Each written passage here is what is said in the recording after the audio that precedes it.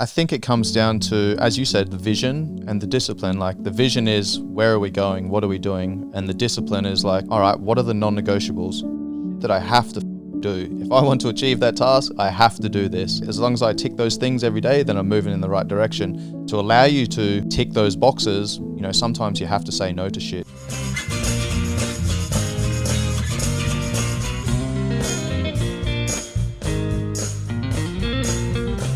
Welcome to Fruiting Body Podcast with your host, Brendan. Today we have an absolute legend returning. It's technically the third episode. We lost the second one. We'll leave that kind of hanging in the air for eternity, and maybe one day we find it. If anyone knows how to recover hard drive information and they don't want to charge me 20,000 or 30,000 baht, they can come on the podcast, they can recover it, we get it for free, and we release that episode. So hit us up. Today we have Shaun Kober, better known as Coach Kobes. That second episode was kind of about Tiger Muay Thai, and he was developing that camp, but now he is at Apollo. We haven't dug too deep into it, so we want to learn the whole story of what's going on over there and what's changed. So if you want to watch Shaun's first podcast, I'm going to put the link in the description. That's more about his life story. It gets pretty deep there, and you're going to learn more of the background story of Shaun. So let's just jump right into it with Shaun Kober, and let's go. First of all, thanks for jumping on the podcast. Awesome. Thanks, mate. Nice to be back again for, as you said, our third installment. Technically number 3. Yeah. So if this podcast goes down in history as like Thailand's best podcast of all time, which it could, that episode's missing out there. So any historians that are watching this 50 years in the future, it's out there somewhere. You can try to find it. Let's just jump right into it. You're over at Apollo. Can you just walk us through what has changed in the past like couple of years? Because a lot has. Yeah, where to start? I guess the pandemic, really. Businesses closed down. We weren't in the gym. There was a period for like 2.5 years where we were on 50% salary. Kind of came out of the pandemic, started picking up a little bit of steam. Business started coming back in. People started rolling back into Phuket, etc. And I was essentially trying to put a cap on the fitness department at Tiger, get someone in to train them up to take over the fitness department, so then I could spend time building the Performance Institute, is what I was calling it then, so I could work with the professional athletes. After about a year and a half-ish, I realized it wasn't the right place for me anymore. The culture had kind of changed. Or maybe the culture hadn't changed. Maybe it was just I had become more aware of what was going on around me. It just got to a point where it was no longer the right place for me. And that was coming from both sides, essentially. So it was an amicable break. I would have liked to have done things different, but it is what it is. Yeah, sometimes life feeds you lemons and you got to make lemonade from there. But I mean, now you're at Apollo. This gym looks like it's absolutely booming. The infrastructure, the facility. How did that all come together? How did you get involved in that? Yeah, about 6 months ago, we had a conversation at Tiger, and it became clear that we were no longer aligned. So from there, I stepped out. I love my life in Thailand, man. So I pretty much went on the path of how can I stay here? How can I set myself up to continue living my life here and continue building the thing that I've been working towards, for the last decade or so. So, the last 6 months has been rebuilding my foundations and putting my feet back underneath me. I stepped away from working in the gyms and went through the process of registering my company and, sorting out my visa and work permit and all that type of stuff, whilst I was building my online coaching business. This has been something that's been in the pipeline for a long time. When I first came to Thailand, I think in our first conversation, probably our second conversation as well, I said when I first came out here to Thailand, like, if I can live out here on the money that I make from living here and working here without tapping into my Aussie savings, then I'm good to go. After I made that change from Tiger, the main priority was, okay, how can I continue living here? So I basically went back into lockdown again, man. I went into a lockdown lifestyle where I basically didn't leave home. I was sitting at my laptop for, 10, 12, 14 hours a day, just grinding, man. So I enjoyed it. I got a lot done, but that's not me. That's not, you know, I left home at 14. I've worked a physical job my entire life. Sitting behind a computer, you know, it's not stimulating for me at all. However, that's what I need to do to, you know, make money so I can continue living here. So, you know, that was one of those sacrifices that I had to make. And Apollo approached me a couple of weeks after my split from Tiger, and they threw it out there and said, we need a head coach. And I was like, I'm not interested. I need to build my own business right now. I need to focus on myself. However, you know, there's potential in the future. I need somewhere to train my athletes. That's essentially what I want to build towards. Building a professional fight team and having a group of guys that work together, grow together, you know, all year round. So I spoke with Apollo and had a look at the place, what they were doing, their renovations, etc. And, you know, I saw the potential, and I said, show me the space. I'll put together a floor plan for you. I'll contact my equipment distributors. I'll lay it out as if I'm going to go in there. And I'll give you my recommendations as a consultant, and then we'll go on from there. But my number one priority is building my own business right now. So that relationship kind of continued for the next 4 to 6 weeks or so. And then I was planning on taking a little bit of time off, going back home to Australia, seeing friends, family, wedding, etc. And then I was going to head over to France for the Rugby World Cup. And the conversations with Apollo started getting a little bit deeper. And then they shared what they were planning on doing. I shared what I was doing with my business and how I would envision, you know, my role would look if I did go into business with them. And we basically came to terms and said, all right, well, what do you need? Who do you need to support you? How are we going to make this happen? I made a few phone calls, and after a couple of weeks, sat down, had a conversation and put together a proposal and said, this is who I am. This is what I can do. This is the people that I've got supporting. What's that worth to you? So right now, I'm just going through a trial period where I'm just like, I'm willing to back myself, man. I was like, you know what? I'm going to work for free. Let me show you what I can do with the team that I can build, what I bring to the table. And then you tell me at the end of 3 months, like, what that's worth to you. So what's the facility trying to build? Like, are they an MMA gym? Are they a fitness facility? How are they positioning themselves in this industry?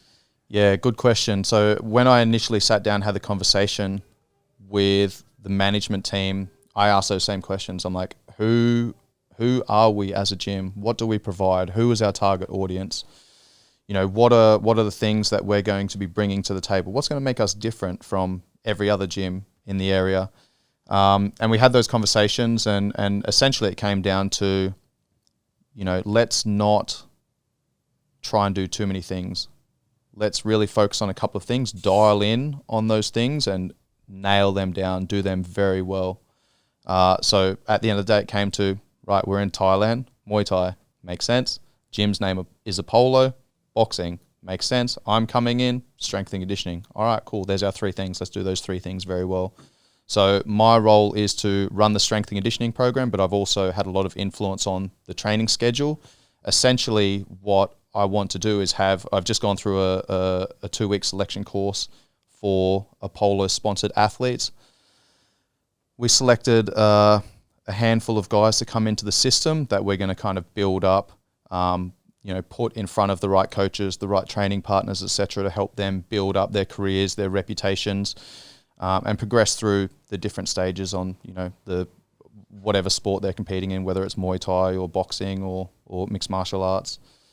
Was this you're saying it's a renovation of a gym, or were they breaking ground? So anyone who knows Tiger Muay Thai, it's right next door, and it used to be a spa resort.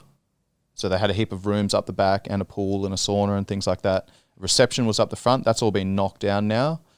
So the back end is the hotel. There's 40 plus rooms up there. There's a pool, there's a sauna, parking, etc. There's like a couple of little chill out areas as well. And then the front area is the gym. And who are the owners? Thai? Are they Farang? Or is it Farang? Is it kind of silent investors? Let's say. Yeah. Gotcha. Tiger Muay Thai and let's say the Soy and Apollo, these gyms on the Soy, let's call it. It's a whole world. It's kind of like its own place. How is the tension there? Can you feel, is it amicable? Is there a bit of tension because now the gyms are side by side? What's the vibes like going on there? To be honest, I haven't really been paying attention. I'm just I'm focused on what I need to do, man. Like I said, I've just been grinding, man. I got back from Australia end of September, and I knew that I was just putting my head down, putting the blinkers on for the next 6 months and just working my ass off. So, you know, I'm not really paying attention to what's going on outside. I'm focusing on the people that are investing in me and, you know, the people that I've got around me. And that's it, man. Like I'm not really paying attention to much else. Yeah, I was talking with John Boy before a lot about, it seems like everyone's kind of growing since COVID, and there's the vision, it's there. Everyone's dialed in. They have that laser vision.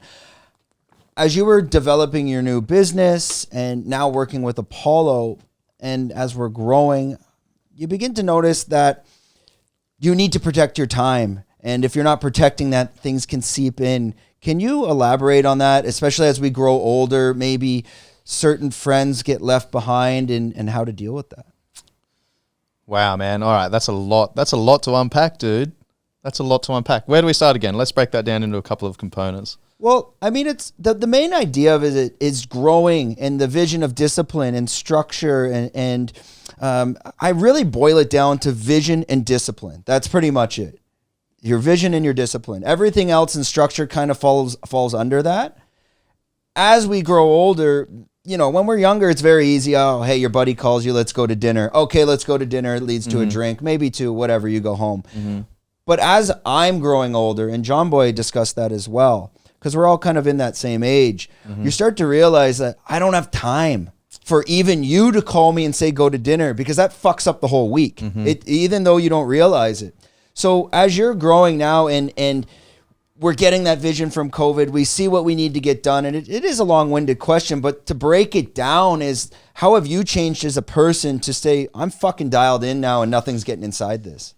Yeah, I mean, I think it comes down to, as you said, the vision and the discipline. Like, the vision is, where are we going? What are we doing? And the discipline is like, all right, what are the non-negotiables? The shit that I have to fucking do. If I want to achieve that task, I have to do this, right? And as long as I tick those things every day, then I'm moving in the right direction.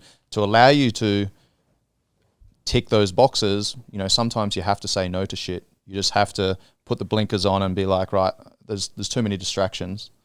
You know, I mean, I don't want to get too personal here, but that's kind of been like my dating life, man, for the last 6 months. I've just been like, anything that is outside of what I need to do to be able to continue living here is like, you know, it's kind of like that evolutionary biology, right? If I'm in that fight or flight state where I'm stressing about like being able to continue living here, then the other shit doesn't matter, right? That takes priority, man. So, you know, for me, it's just about making the most important thing. And if I want to continue living here, I want to continue building my life here, then I need to have these boxes ticked, and I need to continue ticking those boxes, and I need to remove those distractions and be very wary of what I let into my life, because at the end of the day, like, our environment plays a big part on who we are, who we become. It's the old nature versus nurture. Well, protect your time, curate your friends.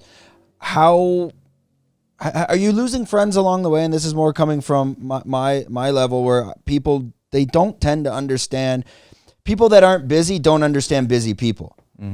Or at least people where their time's so structured. A lot of friends that maybe that could be living here, that have you had to leave them aside, or is there negative energy that comes in like, hey man, what the fuck are you doing? Why don't you come out? Or have you always kind of been disciplined anyways? There's a couple of ways to attack this. I mean, I've had some guys that have said stuff like that, but then I'm like, hey man, I'm here with you right now. Like, I haven't seen you for a while. I'm making the effort to come here. You know, do you lose friends along the way? Yes. At the end of the day, like, the friends that understand you, that know you, they're going to know, man. Like, whenever I go home to Australia, I always find this. My friends always give me the best energy. They're the best. Your best friends, the guys you've known for the longest time, that you consider your closest in your circle, you know, those are the people that read the energy, and they know when to give you some energy. They know when to, you know, pull back. They know when to just kind of read the room and share that energy. So for me, it's very important that my friends are, you know, providing that for me. And sometimes I'm giving to them, sometimes I'm taking from them, but it's always this circle, right? And I mean, sometimes you'll have friends in your life that are constantly taking and you're constantly giving to, you know, when push comes to shove, if there comes a moment where I'm like, you know what, I'm pretty fucking burnt out from working, I'm training, I'm giving long hours to other people and other things and blah, blah, blah. And like, I'm a massive introvert, man.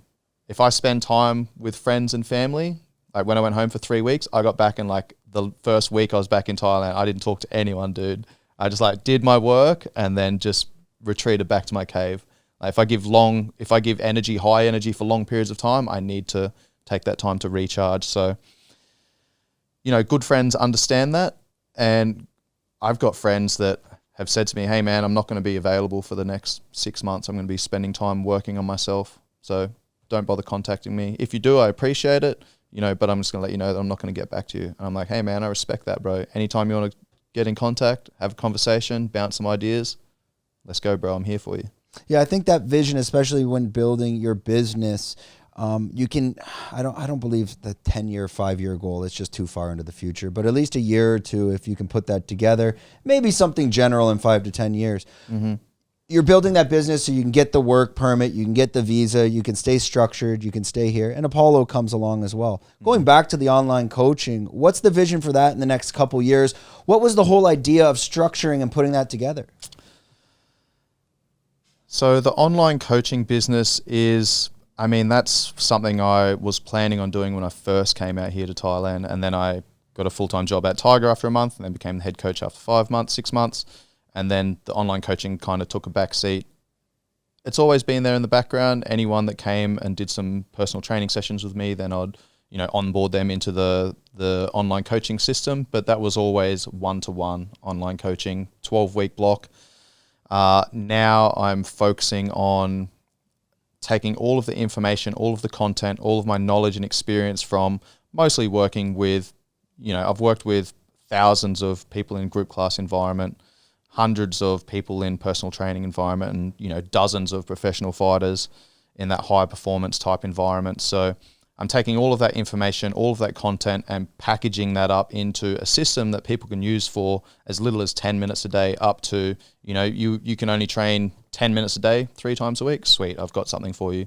If you've got 20 minutes a day, 4 times a week, I've got something for you. 30 to 40 minutes, 5 times a week, I've got something for you. So it's more like a package that you can sell to them so your time doesn't become a ceiling? Yeah, exactly, man. I've been removing myself from a lot of different domains over the last probably 18 months and just saying no to everything and making myself less accessible. So essentially what I'm setting up is, if you want to train with me, personal training sessions, then you have to have gone through some of this content.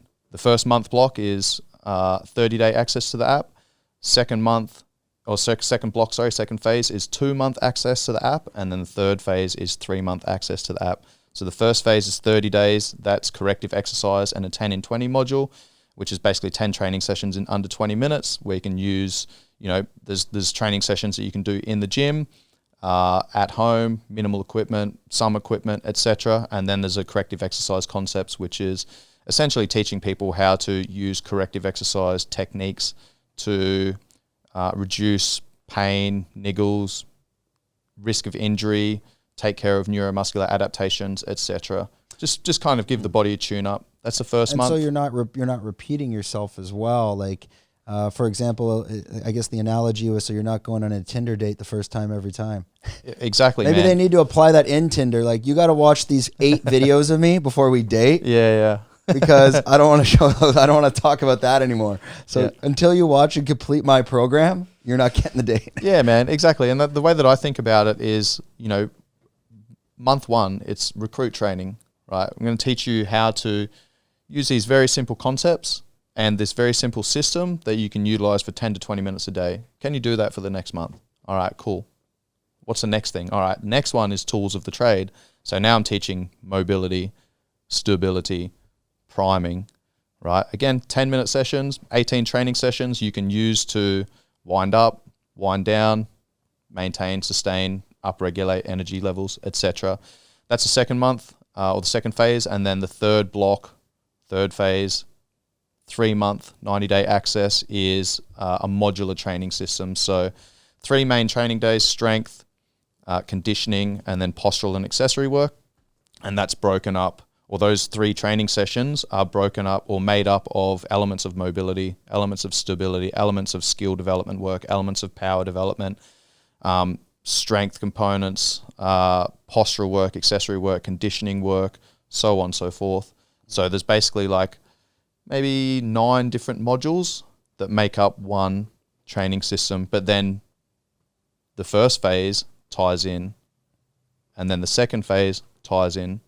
So it's essentially a 6-month fully automated online coaching system delivered via an app straight to your phone. So with coaching as well. There's going to be coaching as well. It's not just a training program. Like one-on-one coaching it when they need it, or? No, it's going to be fully automated, but people can ask questions via the app.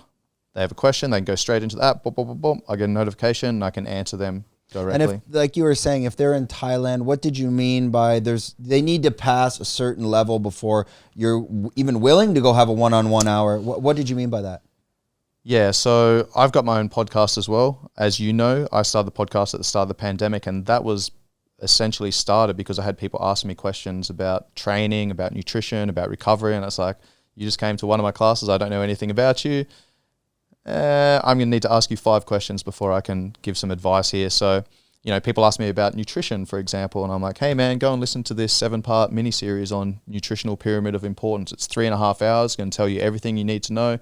If I don't answer those questions in that podcast series, then come and ask me a question, because I'm talking at this level and your understanding is at this level. So, you know, at the end of the day, I could be speaking to a brick wall. I need you to understand these fundamentals first, because, you know, there's already a lot of people marketing, selling to general population who just want to improve body composition. They want to put on some muscle mass. They want to lose a bit of body fat. They want to feel a little bit better. They want to take care of injuries. They want to, you know, be able to play with their kids. They want to look good naked, etc.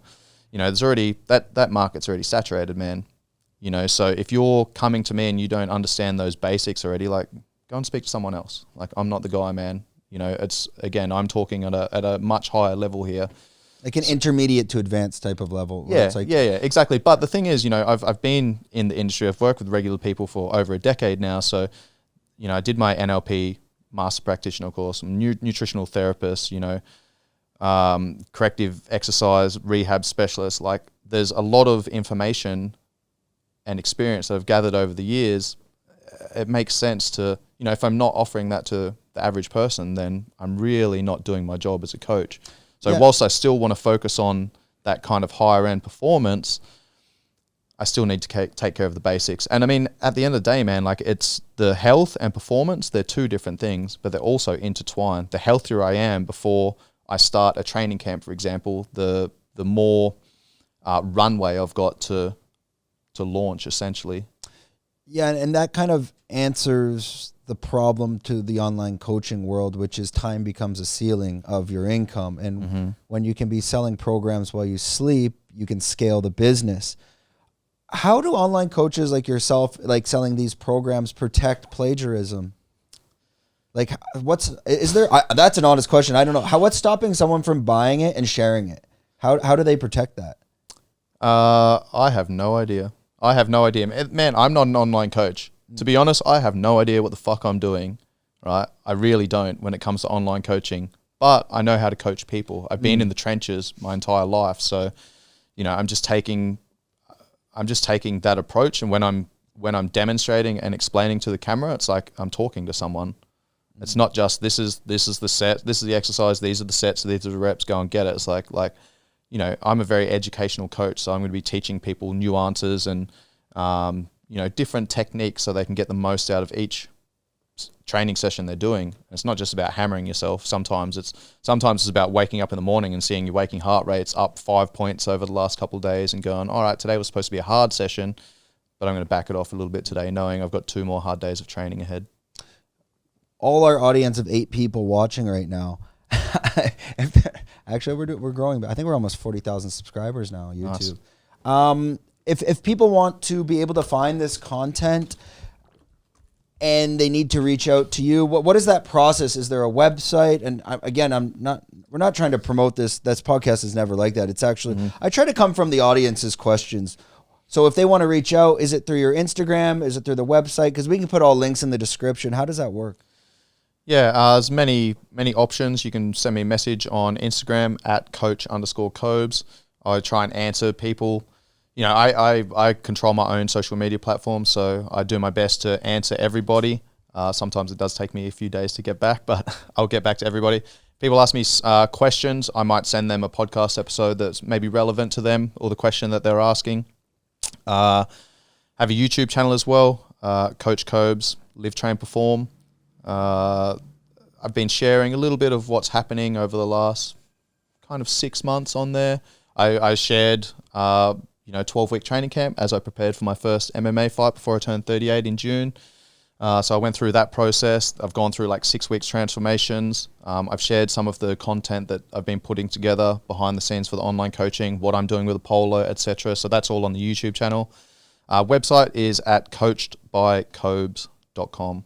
Right now I've only got that first phase, the Build the Base package, 30-day introductory package available on the website. I'm currently working through the Ramp package, which is a 2-month phase 2, 60-day access. That should be, by the time this drops, actually, that's probably going to be out. That's probably going to be live. I think we'll launch this around January 7th or something around there. Yeah. I always forget what day it is. It's the 20th?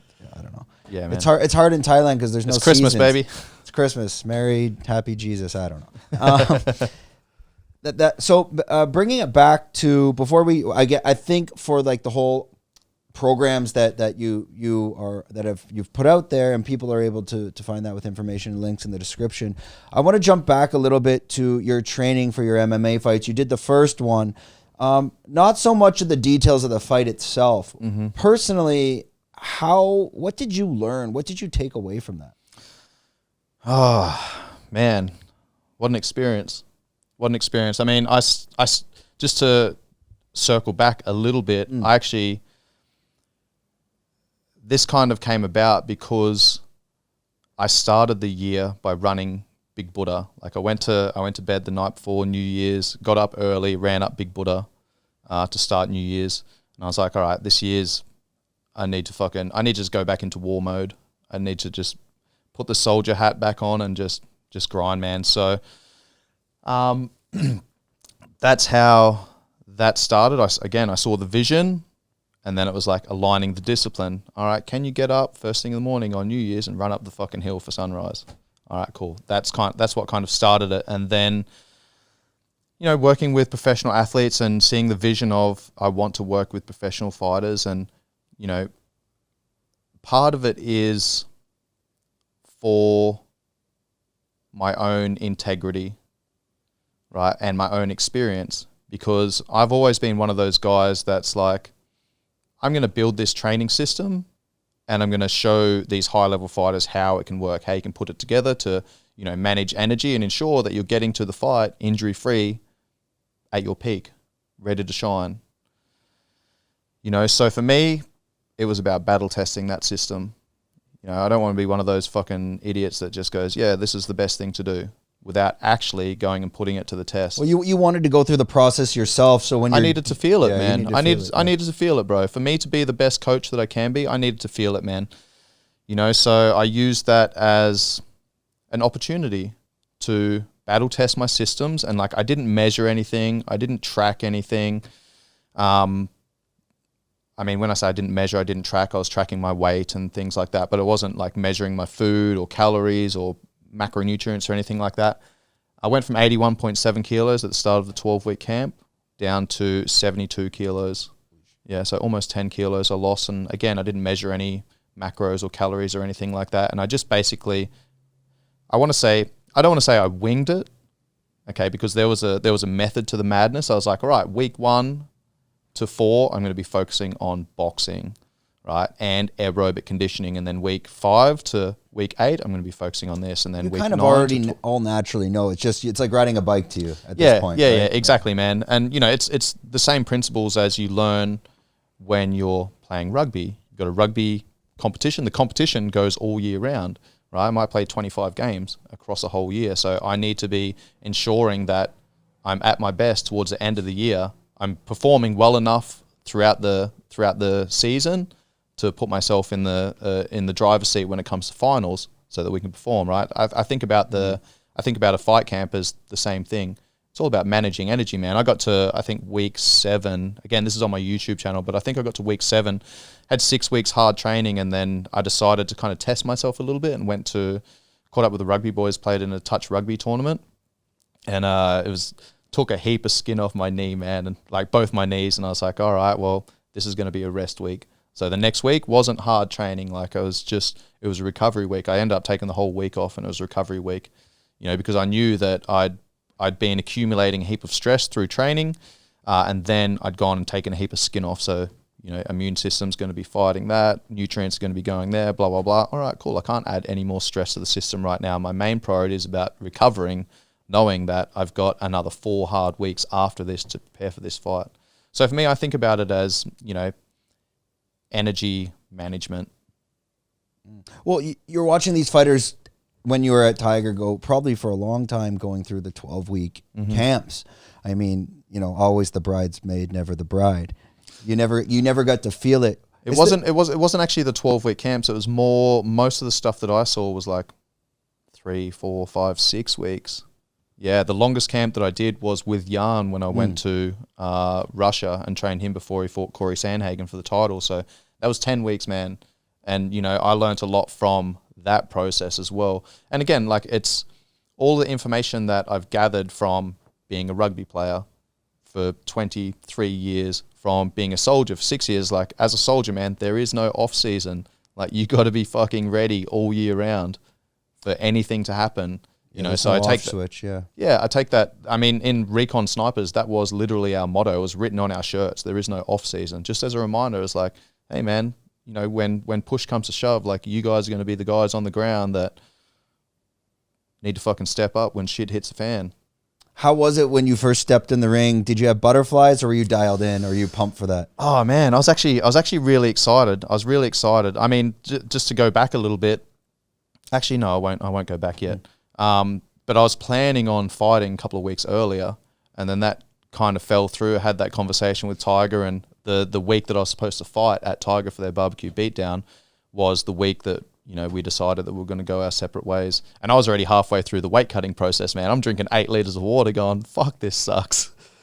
So it is what it is, man. But, fast forward a couple of weeks, I'm at Southside, MMA down in Rawai, and, the crowd's starting to build. I'm hanging out in the back. I'm like, main event.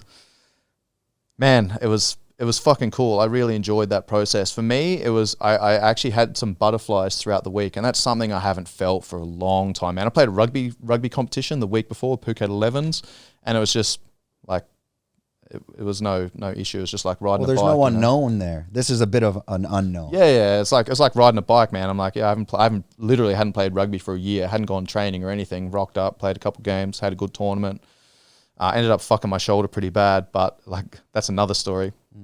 Anyway, fast forward a week later, I'm sitting in the gym, like just my massage gun out, just taking it all in, man. Going, all right, this is what it's all about. You've put your hand up to test yourself and see where you're at.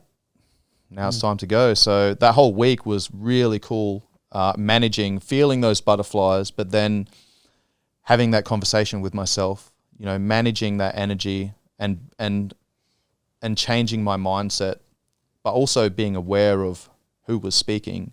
Is it Coach Cobes that's speaking? Is it Shaun, the athlete? Is it, you know what I mean? Like, so it was really cool to kind of feel that and go through that whole process, man. Well, when you're in that fight, I mean, I'm assuming, is it a 3-round or a 5-round? 3-round, yeah. You kind of have a game plan in which you also don't want to, you don't want to empty the gas tank. Yeah. Did everything go out the door where just kind of technique and 100%. And cardio just came over? Oh, 100%, man. 100%. I mean, my game plan was, because I'd started the 12-week training camp with a lot of boxing and then transitioned into more kickboxing. I didn't really do any wrestling because of my rugby background, right? So I was like, I've got a massive deficiency in my striking. So I need to tighten that up a little bit. And then towards the back end, it was like, all right, let's focus on jiu-jitsu for the next couple of weeks and then tie that in with MMA, link it all together. So my game plan was to, use my footwork and my striking, my very poor striking at the time. It's evolved a lot in the last 6 months, but use my footwork, use my striking, keep the distance, and then just make it a volume-based thing. Like, let's turn this into a conditioning test. Yeah, right. And then he was a good dude, man. I'd actually seen him fight maybe a couple months earlier. Was his striking on a higher level than yours? Oh, his entire martial arts arsenal was on a much higher level than mine. But then your cardio is your weapon. But I mean, well, that's the thing, man. Like, as a rugby athlete, my whole life, I'm a small guy. I'm 76 kilos now, and 172 centimeters. So, strength, power, speed. That's my jam, man. Like, I'm playing against guys that are far heavier than me, far bigger than me. So, I'm using those weapons at the time. Yeah. So, I mean, when push came to shove and he closed distance and I kind of didn't get flustered, that's not the right word, but like just my natural instinct, my natural reaction when I didn't have time to think or react, my natural instinct was to like drop level and drive, right? That's got me in trouble many times when I'm sparring with guys. Because with the rugby background, like my timing, man, my timing is really good. Someone throws a punch, boom, I just dip and drive. But then because I drive, like I give them my neck. So I get caught there a few times. But sometimes if I drive hard enough and just get my timing right, like I can just get out of it pretty quickly. So, I mean, he just closed distance. My natural instincts just took over and we ended up just fucking wrestling, bro. We just ended up wrestling, man, for the whole round. It was 3 minutes. And because I hadn't done any specific wrestling work, I was gassed, man. I got up after the first round. I was seeing stars. I was dizzy as fuck. I'm walking back to the corner and like I see a heap of fighters that I've worked with like in my corner. Coach, come over here. And I'm like, they're talking to me, man. And I'm like, oh, I don't know what the fuck you're saying. I'm literally just having a pep talk to myself. And I'm like, all right, you've been here before. This is a dark place, man. Like, you're just going to have to go into the pain cave and just fucking do whatever you need to do to survive. I knew that I was in a survival state, right? So after that, man, I just kind of let my instincts take over. I don't really remember too much from the rest of the fight. I remember most of the first round. I don't really remember too much from the second round. Like I said, I played rugby the week before, ended up fucking my shoulder pretty bad. Idiot. But I'd already planned on playing that tournament and I was supposed to fight 2 weeks earlier. So things changed and I was like, fuck it, I'm still playing the tournament. The boys are like, hey man, they were giving me a hard time. You going to play this game? I'm like, nah, man, I got to fight next weekend. I'm lucky I'm even here right now. So anyway, second round happens. There was a few times where I kind of came to a little bit. One time was my left shoulder was locked up and that was the one that was injured the week before. There was one time I got kneed in the face. Probably copped an elbow or something like that. There's a few times where I kind of came to and I was like, fuck, I'm in trouble right now. So I just had a couple of little bursts and got out of there and then just almost went back into autopilot mode again. But you won by decision, right? I won by decision, yeah. Which again, I don't remember too much. Online after. I think someone posted. This has got to be almost a year ago, not quite. Nah, 6 months, June. Okay. June it was. Time does not exist in Phuket. Yeah, I know, bro. It could have been yesterday. I remember watching it. I just remember I'm like, yeah, you kept kind of taking it to the wrestling. But then again, you take his striking out of the equation and now you're not going to get punched in the face. Yeah, exactly. And that's exactly what happened, man, because I was like, I'll use my striking to keep distance and then he just closed distance and my natural reaction was like dip and after the second round, I just remember getting back to the corner. I was like, holy fuck, man, we're in for it. It's been a long time since I've felt this, man. It's been a long time since I felt this, but I felt it many times. So I was like, I'm in it. I'm in it, man. I appreciate it. And then one of my guys was like, Coach, this round, only control. And that's the only thing I heard, bro. So I was like, okay, I'm going to win all these exchanges. Yeah, and hey, you didn't come out with a broken nose and you got all your teeth. So that's a win, I think, there. These, kind of the way I would question this, more of the analogy. I recently saw that you're a post and you're thinking about doing a second fight. And, you know, maybe a counselor at a rehab center might do heroin once so they can have the conversation, but what's the point of doing it twice? And now you got the itch, like, hey, I'm going in for that second fight now. Let me see what happens. It's one of those things, right? You get that feeling. It's the rush. It's the rush, bro. It's a rush. It's like, this is why I couldn't own a big bike, because I would fucking kill myself. Right? I like, if that rush is that easy to get, bro, well, I'm probably in trouble. Because here's the thing, bro. Like, I remember, I think we had this conversation before. My ex-girlfriend used to get annoyed with me all the time. Exactly what I was going to say right now. Yeah, bro. I was leading up to that. Yeah. She used to get annoyed with me because she's like, we're going on this 3-month trip in 2 days' time, and like, you're not even excited about it. I'm like, yeah, I still got things I need to tie up here, and you know, I'm in the moment. Like, once I get there, I'll be there. But up until that point, there's no point like thinking that far ahead. So yeah, something I said to her, it took me years to figure this out, but something I said to her was like, look at what's the most exciting thing or most exhilarating thing that you've done. She's like, jumping out of a plane. All right, on a scale of 1 to 10, where's that? She's like, a 10. Cool. For me, that's a 6 or a 7. Most exciting thing I've done is like being in a fucking firefight. You know, I'm hopefully never going to feel that again, right? But that is my reference point. And once I felt that, it's like, holy fuck, man. That's how you perform when adrenaline is like sky high, and it's literally fight or flight. Literally fight or flight, man. You're going to kind of autopilot. Well, you know, I'm sure you can speak to this. There's times where your skills and capacities get tested above and beyond where they're currently at. And if it's just outside of your comfort zone, you can rise to that challenge, and you kind of almost fall into a flow state where you don't think about anything. Time slows down a little bit, and you know, it's almost like you see things before it happens. So for me, you know, getting into that's a hard state to find, but you can kind of set the conditions, and you can influence your environment to give yourself the best chance to get into that flow state. Do you know much about flow states? Yeah, I mean, Michael Jordan talks about it all the time. Mm-hmm. I've heard from his side. Yeah. And it's not something you can really put yourself into naturally, but like you say, you can set yourself up to get into it. Mm-hmm. Yeah. Mm-hmm. Yeah, I don't know. I played hockey this weekend, definitely not flow state. And my knee is fucked now. And that's what happens with age, bro. These type of things. I would say more flow state I would get in surfing, where sometimes you would get caught in a wave where you had to get past the break, otherwise it was going to smash you back in, and you're in the fight or flight. The flight is just like, okay, give up, duck dive, let the board take me in. The fight is, I'm going, and you're kind of pushing yourself harder than you ever would.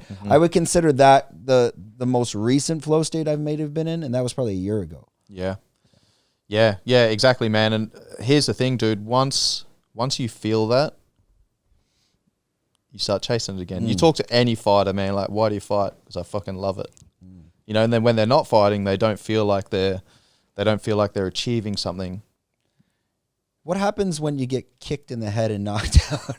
And they're like, maybe that's not what I'm chasing anymore. I wonder if it's still there. And I guess I would never understand that or know that, but maybe asking fighters, like, I don't know if you saw Bryce Mitchell fight this weekend. Oh. He went to the Shadow Realm. Yes. That was when when he was convulsing, I actually turned away. Yeah, oh my God. There was a point I thought he was going to die. It was horrific. So a fighter like that, I wonder if they ever come back, because, you know, now you almost died. Yeah, I mean, there's something to say about coming back from a loss. Not just a loss. Like, if you lose a decision, you know, that's in your mind. But if you get fucking brutally KO'd like that, man, there has to be some reservations in your mind. As much as most sports are physical, I think there's a massive mental and spiritual component to increasing performance. But does that concern you, especially at like our age? Some sort of, I mean, God forbid, like a knockout that could cause brain damage, which is kind of unnecessary. It's completely avoidable now. Is that something that must be a thought process that you go over when making these decisions? For myself? For yourself. Yeah, listen, man, there's shit that, you know, we used to use in the army, some of the stuff like the counter, what's that stuff called?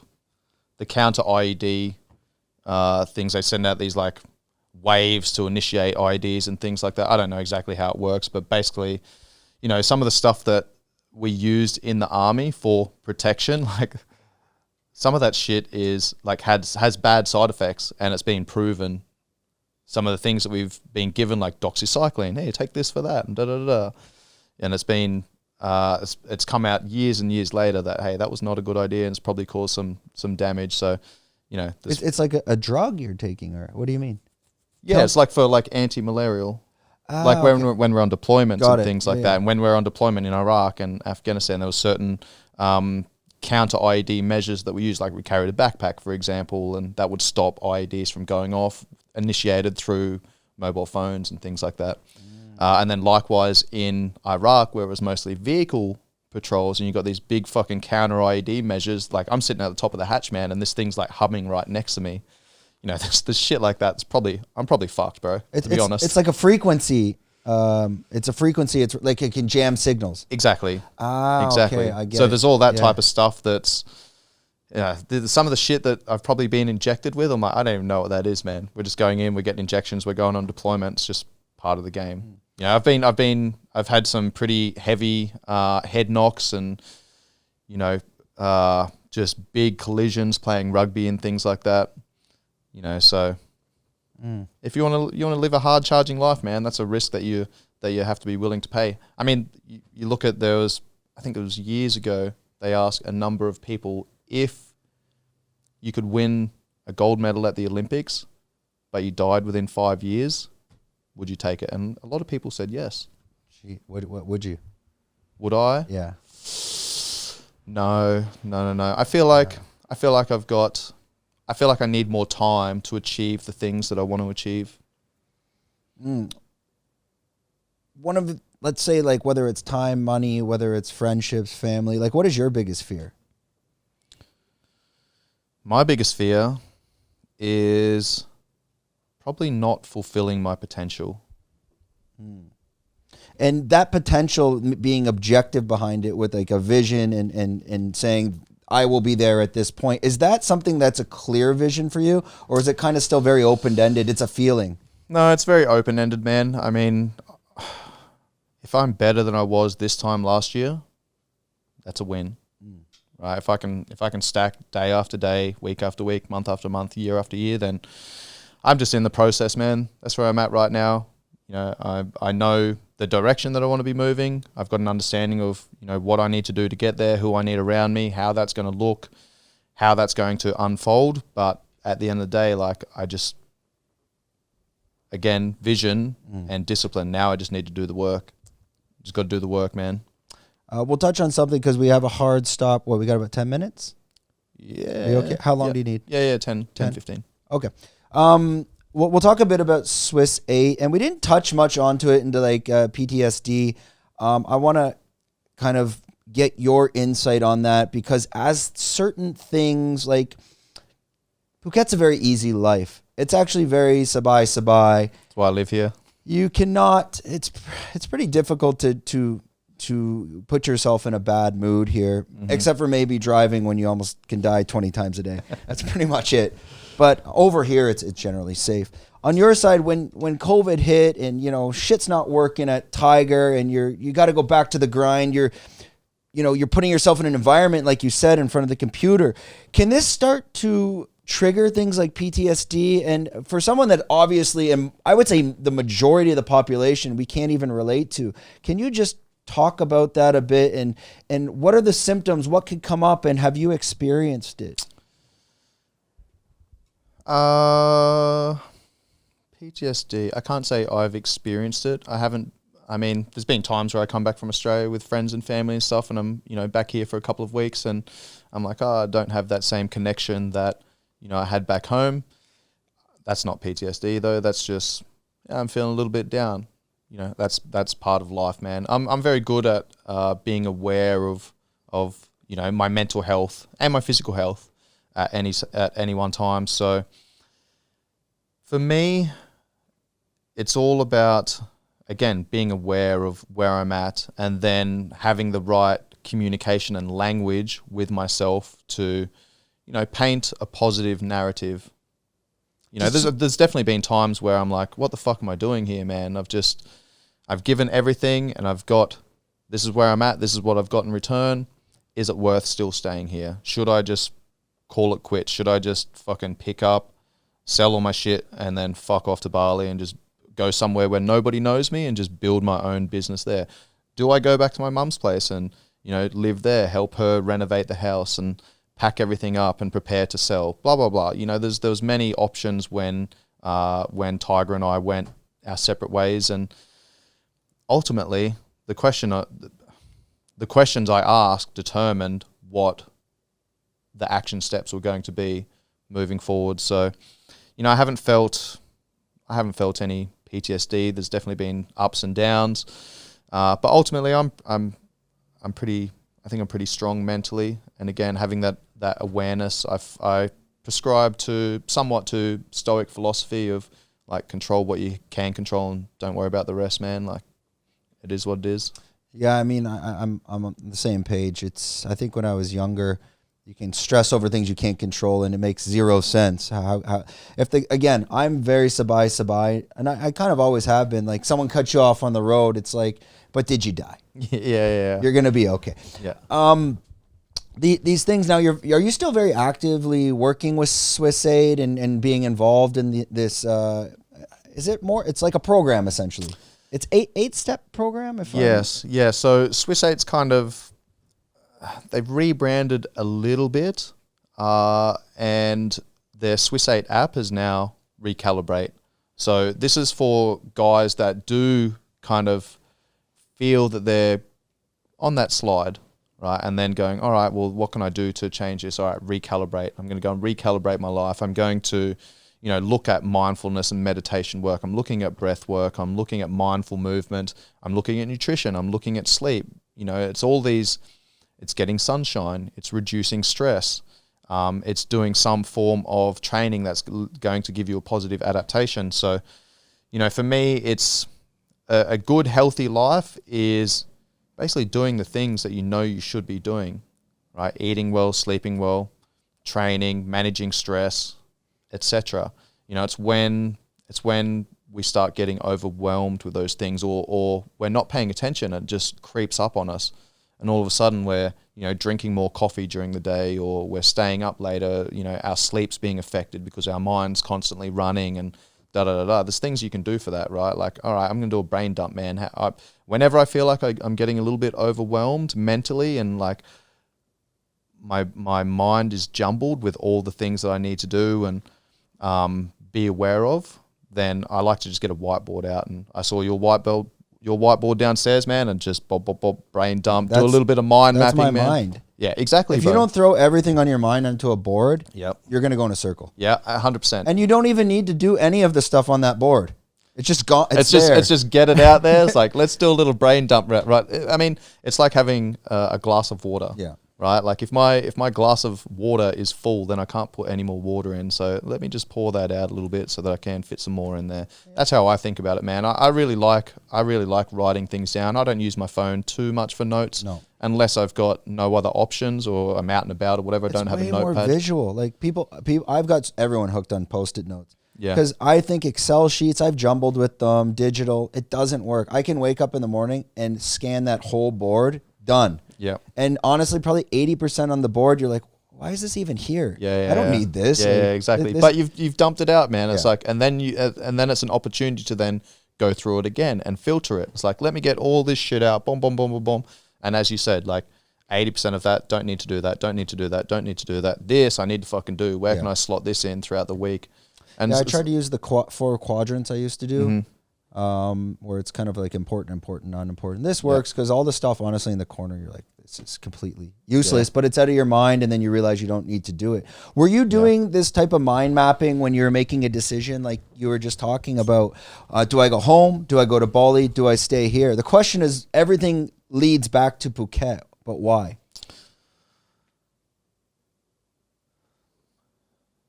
Was I doing this? Absolutely. Yeah, I've been doing this mind mapping work for years, man. It's just something I've found. I don't even know where it started. It's just something I've found that helps me, as you said, just do a brain dump.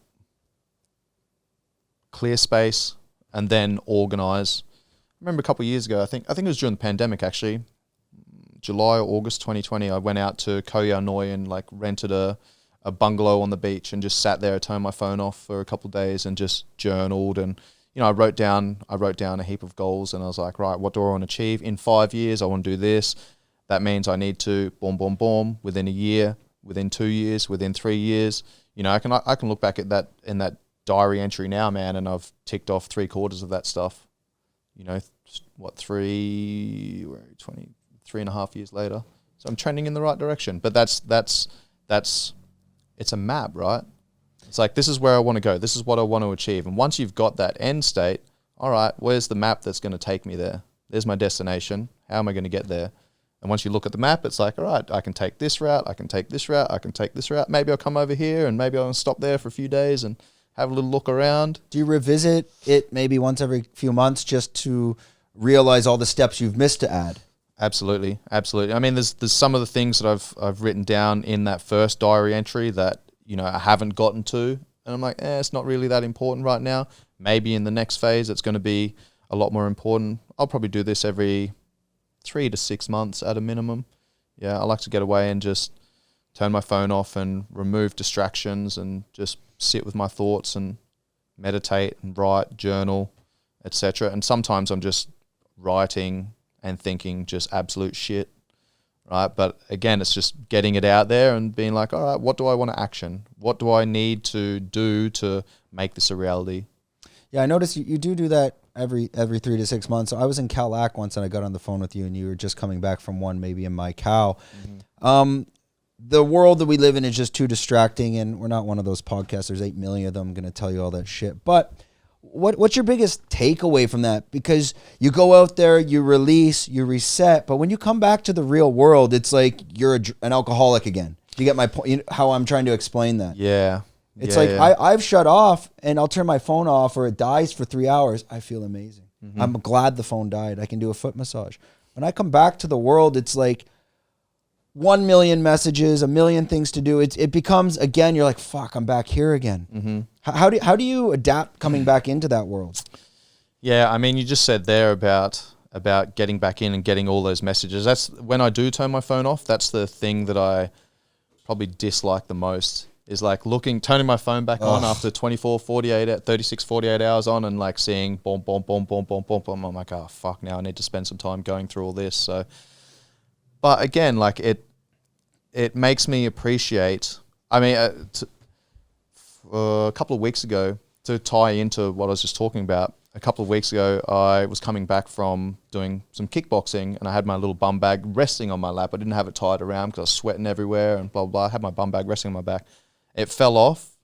I pulled over to the side of the road and I turned around and was running back and I saw a truck going straight towards it. And I was like, oh, fuck. And I'm like trying to push him out of the way. And I saw the driver like met my eyes and he started pulling over, and then the front wheels missed it and the back wheels took it over. And I was like, oh, and I saw him and he's like, oh. I just started laughing, bro. I started laughing. So anyway, I went to get a quote for the phone. It was 10,000 baht. Yeah. You have to buy a new one at this point. They're always like this. Holy fuck, man. I'm like, and that's the game. That's the song. And I mean, to tie into something I said earlier when I first came over here, if I can live here long enough, you know, if I can live here without tapping my Aussie savings, I'm good. I just had to. That was like the end of my Thai money. I'm like, all right, my Thai money's gone. I've gotten through COVID. I've gotten through the last, 6 months where I haven't made any money. I'm basically living off my Aussie savings. That's only going to last so long. So I was like, do I really need a new phone? Let me just see how often I use it in the next week or so. So I just didn't get my phone fixed for the next 5 days. I wrote a blog post about it. But I really noticed the things that I liked about having a phone and the things that I didn't like about having a phone. And the things I didn't like about having a phone was constantly being, reactive. So something I've been very good at over the years is being proactive. I haven't done as much recently, but something I used to do was every time I'd pick my phone up, knowing that I'm going to do 30 minutes on my phone. Like, everything's done with intent. I'll have a 90-minute timer, man. I'll just go, boom, start the timer. And it's like, I've got 90 minutes to get through all my social media shit for the day. And if I don't do it in that time, then stiff shit. Like, I'll leave it for the next day. So it makes me a lot more intentional. And again, it comes back to that vision. The vision is this. If I'm distracted by shit, then I'm not going to be, maybe I'll still make it there, but it's going to take me a lot longer. So if I can be disciplined and remove those distractions and everything I do is with intent, I'm going to get there a lot faster. Yeah, you just got me thinking, if there's a problem, what's the solution? And I think that's not a bad idea. Maybe I get an assistant to just handle my phone, even if it is answering your own WhatsApp. Or maybe that's why the celebrities do that, like have a personal WhatsApp, so business and personal doesn't mix. Yeah. And you handle your friends, and maybe the other one is everything else. It's not about, because that's the biggest problem is when I disconnect and come back, it's a million messages. And we'll end on a note in a second. Just before we wrap it up, one last thing to touch on, and it's more just from a personal question. As you start to grow, and certain people will send you these DMs, and usually they are takers, or maybe it can be negative energy. Maybe it can be people, they have good intent, but again, like I said, busy people that aren't busy don't understand busy people. And I'll get messages like, hey, you're doing this, teach me how to do that. And it could even be friends from 10 years ago. I struggle to reply to those. Do you have friends from the past, maybe even fellow soldiers from the past that might reach out for help, but it's kind of a double-edged sword because you do love them and you're friends, but also, bringing them in, they could have problems. They could have negative energy. How do you say no? And we'll wrap it up on that question there. Yeah, that's a difficult one. I mean, I've been a PT for 11, 12 years now. And, especially very early on, man, I had a lot of people that would message me and ask me for training programs. And I'm like, yeah, sweet. I'll go through the whole thing. And it's like, cool, I'm going to bring you into the system. And now I need to ask you these questions and let me tell me all about your injury history. Let me put together a program for you. And I would spend hours, man, putting together these training programs and wouldn't even charge, just give for free. And then a month later, hey man, how's that training program going? And then, oh no, I haven't even started because of this and that and blah, blah, blah. And this cycle just repeated over and over and over and over again. So, again, we spoke about problems, solutions. Problem, I don't know what I'm doing here. Cool. Solution, here's a podcast episode. Here's a YouTube video. Here's a blog post. Here's blah, blah, blah, blah, blah. So now, essentially, I've been setting myself up, again, to kind of remove access and have an archive of content that I can then, or a library of content that I can then start. But you still have to physically do that copy-paste movement as well. And then if you have 1,000 people, that becomes time. Yes, but it's far more effective than answering everyone with individualized recommendations. I mean, I still, it's one of those things, man. I'm at a stage now where I'll still try and give people as much quality information and individual time as possible without, letting them take the piss and overstep the boundaries. Okay, we'll wrap it up on that note because you got to get back to Chalong, and you need to bring your passport for that trip. It's probably a good hour, yeah. Yeah, it's about 50 minutes. Okay, I'm gonna kick it back to this camera, the big lens.